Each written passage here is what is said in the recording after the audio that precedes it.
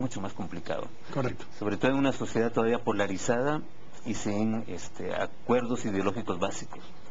No, yo diría que hay gente que dice sí, pero no es, o sea, a la hora de hablar personalmente no es un no tajante. Por eso es que la gente sigue abriéndose al diálogo. El asunto es, aquí yo creo que ha habido una falla nuestra, digo yo como parte de este grupo, aunque no soy parte del gobierno, una falla de comunicación. O sea, la primera comunicación tuvo que haber sido una comunicación política. ¿Por qué se necesita una reforma si no estamos ante un golpe de Estado? ¿Cuáles son los objetivos y qué es lo que buscamos con la reforma? Correcto, ¿verdad? Porque este país ha modificado en su historia republicana 12 veces la Constitución y les puedo asegurar que las 12 veces ha sido bajo golpes de Estado o revoluciones. Bueno, y de estas últimas reformas a la Constitución vigente, una que fue rechazada y otra que fue aprobada, hay propuestas ahora que reforman lo que se reformó en el 93-94, especialmente lo que tiene que ver con el organismo judicial, por ejemplo. Entonces estamos volviendo a reformar lo que ya había sido reformado en 27 años de vida de la Constitución. Sí, porque lo del organismo judicial, estas presidencias rotativas de la Corte Suprema... Pero fue una solución coyuntural, Edgar, en su momento por lo que había pasado con Juan José Rodríguez Peralta. Sí. Entonces hacemos una reforma coyuntural para resolver un problema de una persona en particular y nos metemos en un embrollo mucho más grande de lo que teníamos. Lo que debe ser una lección a aprender.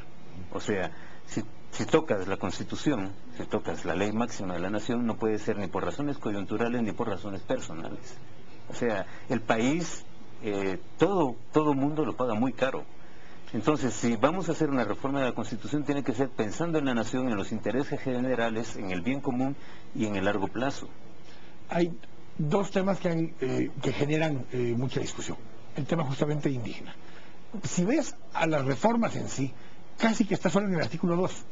En lo demás, en lo que es la reforma constitucional, marginalmente se vuelve a tocar el tema de poblaciones indígenas. Se toca principalmente en el artículo 2. Sin embargo, genera mucho escozor, genera mucho ruido. ¿Por qué?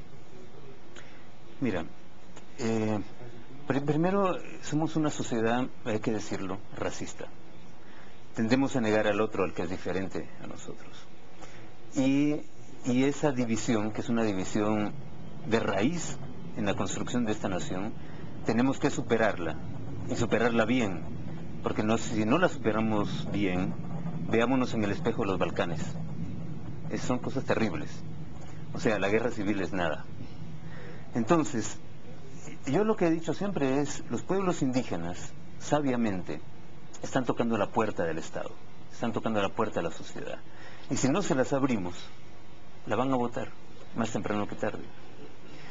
¿Por qué hay oposición? Porque todavía no tenemos esa comunicación, esa interiorización, esa fraternidad, ese ponernos en los pies del otro, y ser solidarios y abrazarnos como hijos de la misma nación. Pero lo cual tiene que ser mutuo, Edgar. O sea, no es solo pedirle a uno de los lados, ahora tú nunca estés puesto, ponte de mi lado. Es ambos lados, comprender también las posiciones de ambos lados para poder llegar a un consenso. Hay otro artículo que ha despertado mucho escozor, que al final se vincula con esto mismo, porque termina siendo el artículo 125, el tema de la minería, de todo lo que era industria extractiva, y termina regresando al tema de poblaciones indígenas, por donde están ubicados muchos de los lugares que tienen capacidad para la industria extractiva.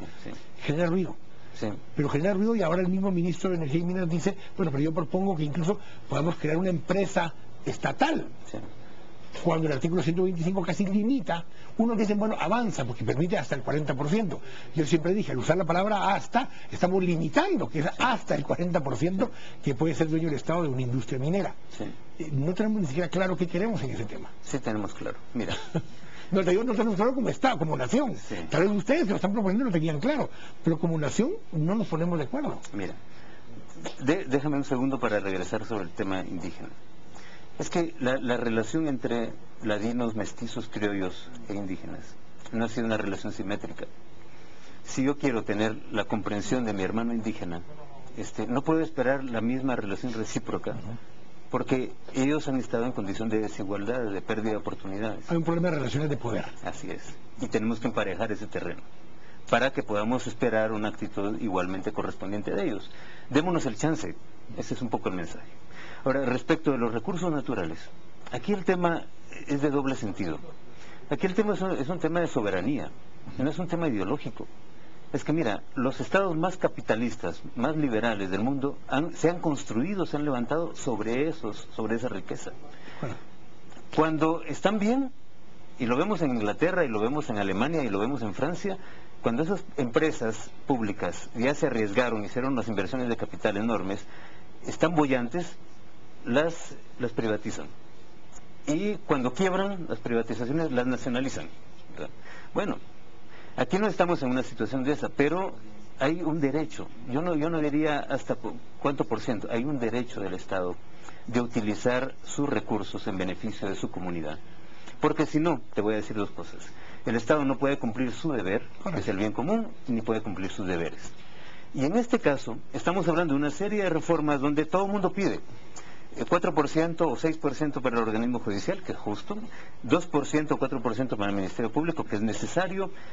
Podemos subir... Hoy el presidente ofreció, nadie le pidió, el presidente ofreció hoy en una reunión con la Gran Ciudad del Sur, con la Mancomunidad, que iba a gestionar para que se subiera el aporte constitucional a las municipalidades, por lo menos en un 1% más.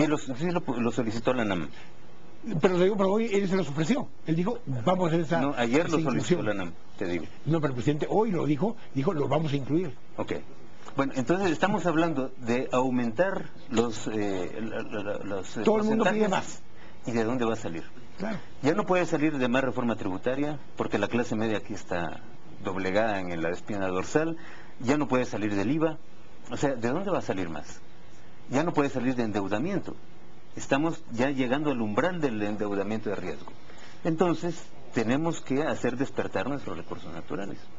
Cuando hablamos de esto, igualmente podríamos hablar de la tierra después, como el otro tema, que son los tres temas alrededor de los cuales genera todo el escozor. Sí.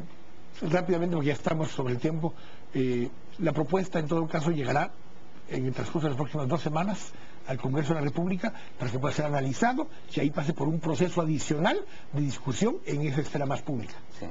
¿Ese será el proceso más o menos? Tendría que ser. O sea, yo creo que aquí hay gente que pide más tiempo y es lógico. O sea, los tiempos de la academia, los tiempos... Son diferentes. Son diferentes. El tiempo político es otro, corre a diferente velocidad. El presidente, a mi manera de ver, necesita poner esta reforma ya en el debate del Congreso este mismo mes o el mes entrante a más tardar y procesarse en los próximos meses antes de que termine el año. Eso es importante desde el punto de vista de la certidumbre y desde el punto de vista político, de los tiempos políticos. Sí. Te agradezco muchísimo. Sé que hay muchísimo más todavía para hablar de esto, pero tenemos que ver cómo iba el avance, así que te agradezco que nos hayas acompañado hoy. Un gusto. Muchas gracias. A ustedes también. Vamos al corte. Estamos acá a las 8:45.